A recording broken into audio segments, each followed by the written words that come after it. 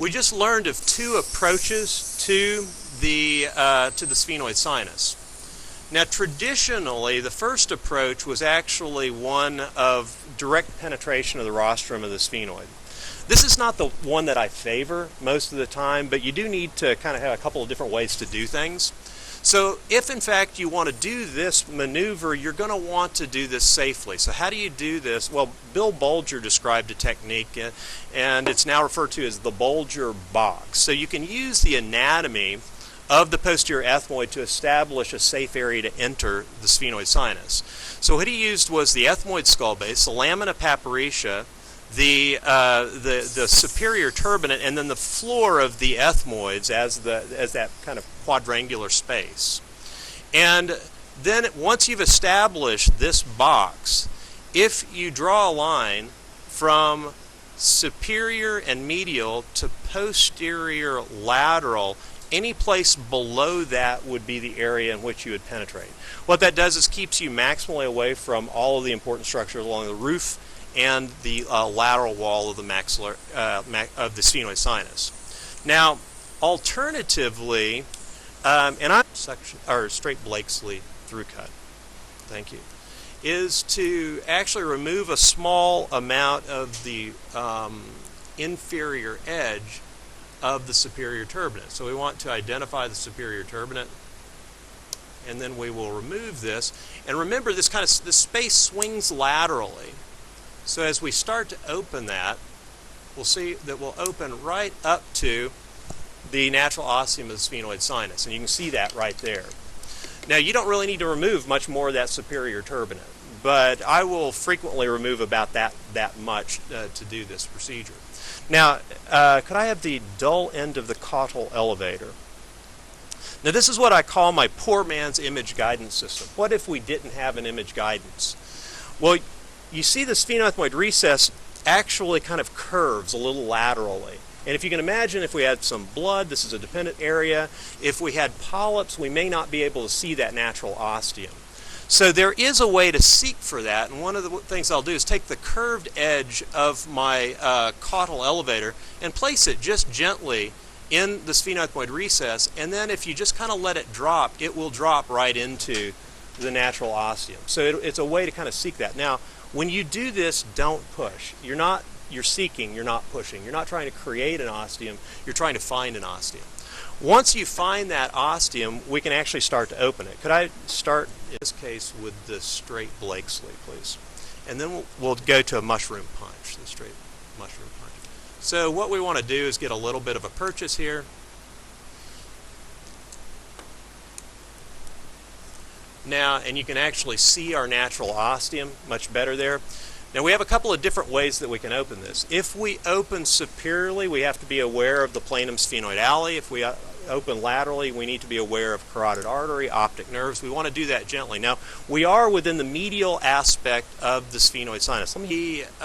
If we open inferiorly, then we start running the risk of hitting or damaging the posterior septal branch of the sphenopalatine artery.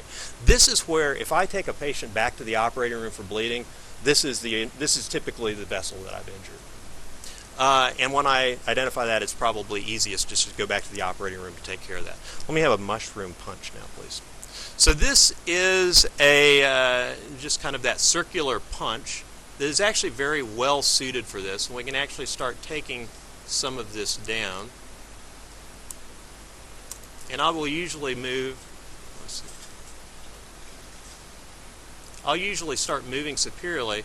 You'll have to see that how the angles of these bones align. We're not really aligned very well with this particular punch, so I'm going to switch to a Kerrison rongeur. This actually works reasonably well also, and in this particular patient, the angle of the tip of my instrument is better suited to match the rostrum of the sphenoid. So we'll actually open up superiorly.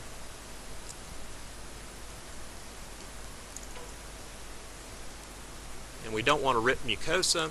Let's take a look in And as we look into the sinus, we start seeing the sphenoid sinus, and this is going to be a relatively small sphenoid sinus. So our goal now is to create a sphenoid sinus ostium that won't stenose. And you can actually, the maximal limit would be to remove the rostrum all the way to the skull base, or the planum sphenoid alley, and all the way to the lateral sphenoid wall. Could I have that kerosene again, please?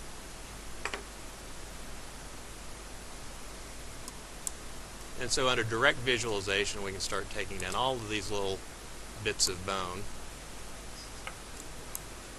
Let me see that Fraser tip section again, please.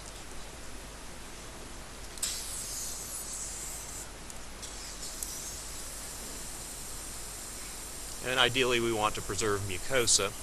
You can start to see the various spaces. Now, what we're seeing here is predominantly an enlarged sphenoid sinus on the right-hand side, which comes posterior. So the intersinus septum actually just swings out to the lateral wall. So, but anyway, so that's the basics of the posterior ethmoid. Now, one other trick that I'll show you. Could I have a 30-degree scope? We actually have some very good landmarks to direct the rest of our dissection. So I'll typically, at this point in time, use a curved blade and a 30-degree scope. And the 30-degree scope is allowing me to look up at the ethmoid skull base so I can see all of our structures. And then we can come underneath our field of view with our microdebrider blade and start to trim up all the little cells nicely up along the ethmoid skull base. So we can see out laterally we have lamina papyrica as a landmark. Above us we have our ethmoid skull base. And we can start removing the various lamella.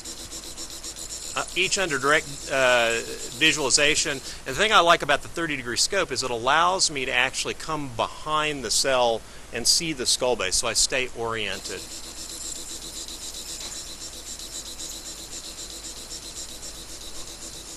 And we can actually work each one of these ethmoid lamella sequentially. Now, I've not taken it.